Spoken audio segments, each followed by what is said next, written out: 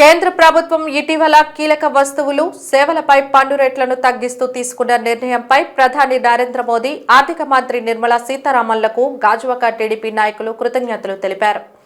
Gajuwaka TDP party కార్యాలయంలో ఏర్పాటు చేసిన విలేకరుల సమావేశంలో జీఎస్టీ ద్వారా తగ్గిన నిత్యావసర వస్తువుల్లో ప్రదర్శించారు.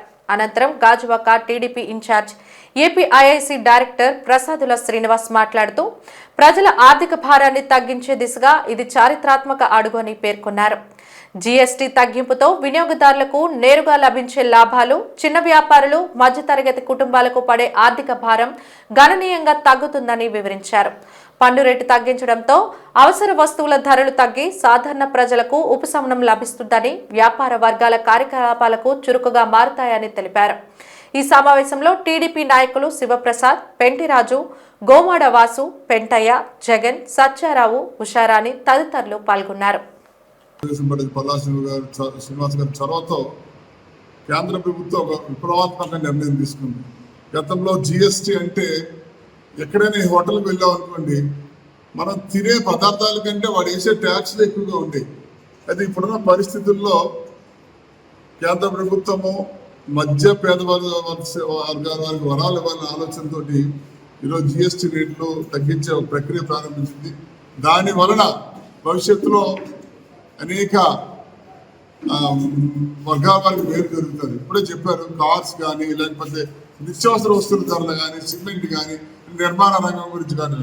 అయితే రేపో ఎల్లుండో గౌరవ శాసనసభ్యులు ఆంధ్రప్రదేశ్ తెలుగుదేశం పార్టీ అధ్యక్షుల ఆధ్వర్యంలో గాజువాకలో ఉన్న వర్తక సంఘం ఆధ్వర్యంలో సమావేశం పెట్టమని ఆదేశించారు.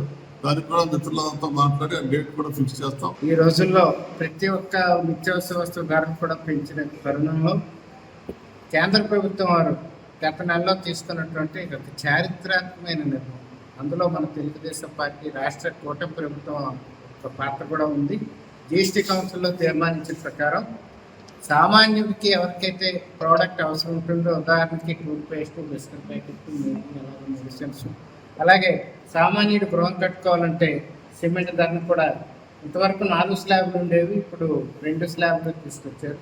అందుకు నరేంద్ర మోడీ గారికి, నిర్మలా సీతారామన్ గారికి, మన తెలుగుదేశం పార్టీ అధినేత చంద్రబాబు నాయుడు గారికి, రాష్ట్ర ముఖ్యమంత్రి గారికి, అలాగే డిప్యూటీ సీఎం పవన్ కళ్యాణ్ గారికి, అలాగే జిఎస్టీ కౌన్సిల్లో భాగమైనటువంటి ఫైనాన్స్ మినిస్టర్ గారికి, అలాగే మన పార్టీ అధ్యక్షులు శ్రీ బల్లా శ్రీనివాస్ గారికి కూడా ధన్యవాదాలు తెలియపరుస్తుంది.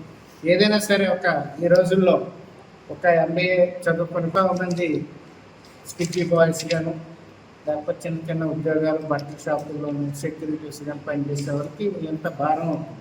ఉదాహరణకి ఒక పాల ప్యాకెట్ కొనాలా, ఈ నెయ్యి గతంలో 30 రూపాయలు ఉంది, 330 రూపాయలు ఉండేది, ఇప్పుడు 309 రూపాయలు సవరించిన రేట్లు పెట్టారు. అలాగే ఈ పేస్ట్ 78 రూపాయలు ఉండేది, 69 రూపాయలు సవరించిన రేట్లు పెట్టారు. ఆ సోప్ 83 రూపాయలు, 80 రూపాయలకి వస్తుంది. అలాగే బిస్కెట్ 30కి 20, అలాగే శానిటరీ నాప్కిన్స్, అలాగే చిన్నపిల్లలు కలిసి డైపర్స్ కూడా తగ్గడం